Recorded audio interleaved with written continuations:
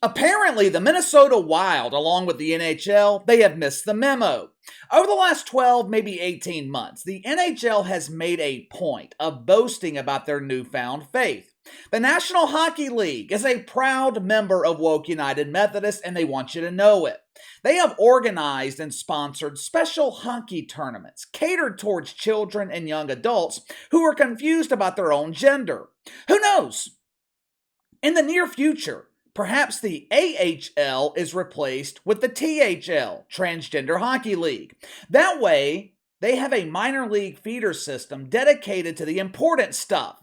I'm not talking about finding the best hockey players. I'm not talking about a minor league system designed to develop young players, young coaches. No, no, no. Of all the professional sports leagues, you could make a strong case that the NHL is the most exclusive. The league is filled mainly with evil white men. The addition of the THL would ensure the future of the National Hockey League will be diverse, equitable, and inclusive.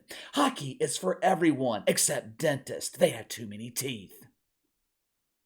The NHL has dipped their logo in every color of the rainbow. They have launched initiatives. They've launched programs to combat mythical racism. Where are they combating this racism? I'm not sure. I can't find it anywhere. Of course, I'm not actively looking for it either. I don't spend my time looking for people who want my existence to cease. For the better part of a year, the NHL has worked tirelessly to rededicate their life to the woke faith. Preparation H for all, grilled woke wiener on sale at the concession stand. Those of you who bet on hockey games, I am sure you have seen bets offered for the grand salami. You thought you were betting the over-under on every NHL game played in a given night. That ain't what it is. The grand salami, that number is the over-under on how many grilled woke wieners will be consumed. In their rededication to wokeness, the NHL failed to consider two things. One, what do our players think about being forced to endorse the rainbow? How are they going to react? And two, the NHL failed to consider the ramifications from the wanker spankers if they failed to commit 100% to the cause. Now, I'm sure the league thinks they are 100% committed, but that standard is constantly changing. The standard is subject to change at a moment's notice without notice. You don't realize you've messed up until you see the fake outrage in the mainstream media. Throughout the regular season, NHL teams, they host Pride Night celebrations. Now, Pride celebrations, these things have been going on for years in professional sports. In the past, no one really noticed, no one cared. Teams would honor the LGBT community, fans in attendance would be respectful to it, then they would play the actual game. But over the last 2 or 3 years, there has been an intense focus on Pride Night celebrations. Now, the focus is not from normal people. These celebrations have been scrutinized by the mainstream media. The media is constantly looking for something in these Pride Night celebrations that gives them a reason to display their fake outrage. They are either looking for something done incorrectly, or in most cases, they are looking for something missing. So far this season, there have been 3 instances in the NHL where players have outright refused to wear the gay pride jersey. Ivan Provorov from the Philadelphia Flyers. He started this trend back in December. Now, he tried to be respectful about it. He didn't want to turn this into a spectacle. Typically, NHL teams will honor the pride during pregame warmups by wearing these colorful jerseys. It looks like a gigantic bowl of skating fruity pebbles out there on the ice. Ivan Provorov, he was not comfortable endorsing a lifestyle that was against his religion. So he simply refused to come out for pregame warmups. That was it. Now, this refusal, it caused woke boners in the mainstream media to enter a state of prolonged flaccidity. This is outrageous! How come Ivan Provorov refuses to respect the rectum? Players from the New York Rangers and the New York Islanders followed his lead. If I remember correctly, the Rangers, they spent weeks promoting their celebration of gay on social media. The night it was supposed to take place, players arrived at the arena. They saw the jerseys that were offered and said, "Thanks, but no thanks, I'm good." The New York Islanders, though, they refused to endorse the pride, claiming it was against organizational policy. The Islanders, they have always refused to wear pride jerseys. They only allow 3 alternate jerseys for players to wear. One is for Hockey Fights Cancer, another is for honoring the military, the third is to celebrate St. Patrick's Day. Now, for some reason, deacons at Woke United Methodist, they accept this reasoning from the New York Islanders. There was minimal backlash last month when the Islanders refused to flaunt the pride. That should be the case across the board. Just because I am not sitting here in some tie-dyed rainbow shirt doesn't mean I'm against the LGBT community. It doesn't mean I'm homophobic. I don't have a problem with gay people. They are no different than the rest of us. We just choose to stick our wieners in a different set of buns. But that doesn't mean I should succumb to this expectation to flaunt your lifestyle to show my support. I don't expect Gay Gayerson to join me for hetero happy hour. And look, this expectation, this standard that endorsing the pride is mandatory, it is not set by the LGBT community. The expectation, the standard is set by the woke media. Again, the LGBT community, they are being used by the mainstream media to further their own narrative. Now, we have a 4th team in the NHL who is refusing to publicly endorse the pride. Last night, the Minnesota Wild, they were scheduled to have their Pride Night celebration.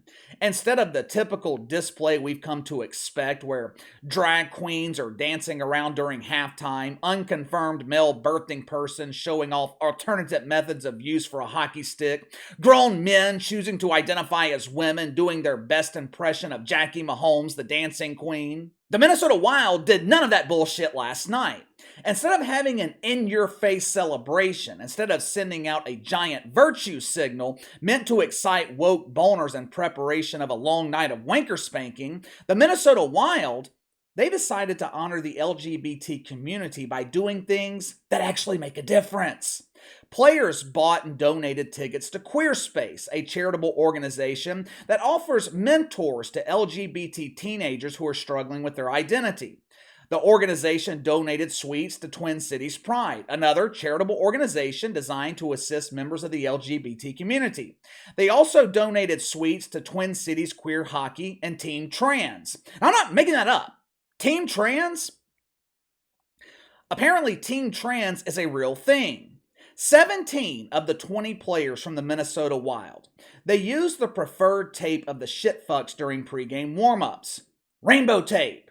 The rainbows were on their hockey sticks, on the puck, on the blades of their skates. It was rainbows everywhere. During halftime, they had a special contest where several lucky attendees in the crowd raced to the end of the rainbow to obtain the coveted prize of the golden cucumber. Now, obviously, that last part wasn't real, but you get the point. The Minnesota Wild, they did their part to celebrate Pride Night. And like I said, for the most part, they did things that actually matter. I am sure last night was the first NHL hockey game for a kid being mentored by QueerSpace. That kid, he will probably remember last night's game for the rest of his life. Draping your hockey stick in rainbow tape, that shit does nothing for anyone. Name one person impacted by some NHL player wrapping the puck in rainbow tape. There ain't one. Same goes with those Pride Night jerseys they want players to wear. It impacts nobody. Except, of course, the cucumber connoisseurs in the mainstream media. You see, all those things the Minnesota Wild did last night to celebrate the pride, none of that mattered. No. None of it mattered. The Minnesota Wild, they missed the memo. Compliance is not requested. Compliance is mandatory. That kid from QueerSpace attending his first NHL game, the media doesn't care about that kid. The only thing that mattered to the mainstream media was the fact that the Minnesota Wild refused to wear pride-themed jerseys. Headline over at Yahoo Sports, Wild players ditch pride-themed jerseys on Pride Night. Headline at Outsports, Minnesota Wild are the latest NHL team to abandon LGBT pride jerseys. On and on it goes. Same shit in The Athletic, the New York Daily News. Pick your mainstream media outlet, they're showing their fake outrage. The media is framing this narrative that if you refuse to wear the pride jersey, you're against the LGBT community. I saw this one article in the Twin Cities Pioneer Press claiming that the Minnesota Wild refusing to wear the pride jersey was a geopolitical issue. Guess who they blamed?